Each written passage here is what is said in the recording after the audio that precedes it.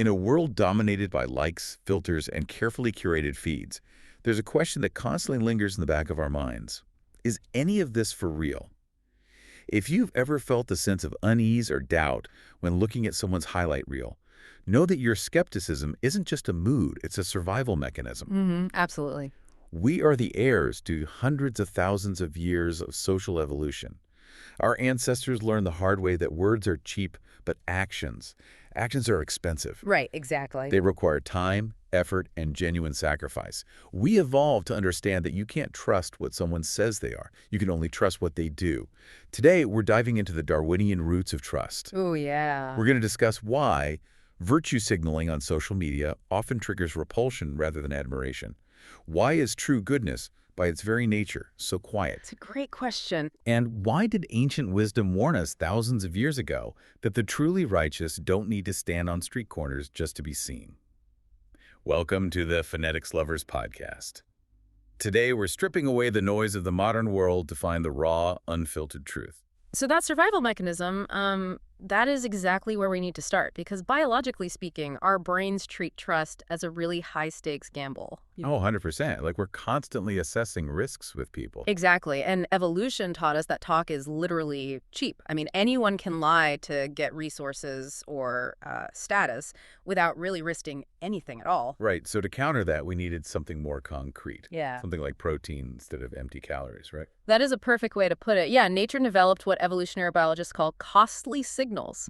Basically, these are actions that require so much time or money or just raw physical energy that they are, well, practically impossible to fake. Okay, wait. Let me push back on that for a second. Yeah. Because isn't building a personal brand just, how the modern world works now? Sure, it's super common. Like if I run a marathon for charity, but I don't post the link on my feed, didn't I just rob that charity of potential donations? Where's the line between a costly signal and just really good marketing?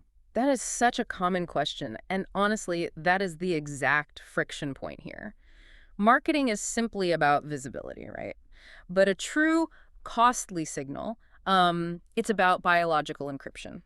The cost itself is the proof. Oh, wow. Okay, I'm following. Think of a peacock with those massive heavy feathers. It's carrying a physical handicap. It's basically telling predators, hey, I'm so strong and fast I can survive even with this heavy plumage. The handicap proves the genetic fitness. So the sacrifice is the validation. It's not just doing the work, it's the fact that doing the work takes a serious toll. That's the heavy lifting. You nailed it. Now, take that ancient, that biological filter and apply it to Instagram or social media. When morality becomes a spectacle, we start to intuitively sense that the primary motive is social status. Not actual ethics. Right, not ethics. And that is the absolute core of virtue signaling.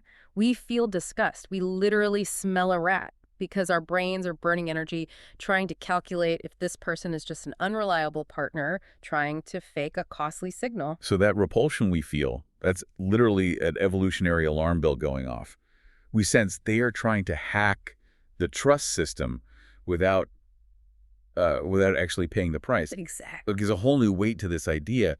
When you try to prove you have virtue, you are only trying to convince others of an image rather than living the reality of that image. Yeah, that quote is so powerful because if our brains are constantly burning all this energy trying to detect those fake digital signals, what is the biological antidote? I mean, I'd guess it's just stepping away from the screen entirely. Close. It has to be the complete absence of signaling.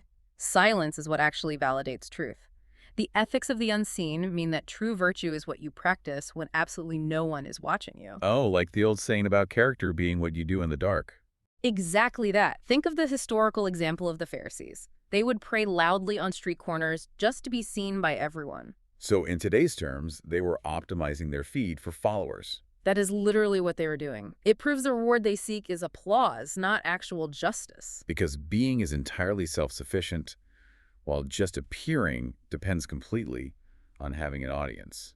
You really have to ask yourself, listener, which of those are you prioritizing right now? It's a tough question, and here is something to really mull over before we go. As AI gets better at faking everything from voices to full videos, the cost of digital actions is rapidly dropping to zero. In a few years, what will a costly signal even look like online? That is a fascinating thought to end on. As we wrap up today's episode of Phonetics Lovers Podcast, let's take a moment for our final segment, the value of language. Whether you're in a classroom, a boardroom, or just chatting over coffee, have you ever noticed how often we talk about people as if they're a bank account? We do it all the time. In advanced English, we love using financial metaphors to describe how much we trust someone. Think about it. We say, talk is cheap, because words cost nothing to produce. Right. But when someone puts their time, money, or reputation on the line, we call those costly actions. And that wraps up today's episode of the Phonetics Lovers podcast. Thanks for tuning in, everyone. Thank you so much for listening.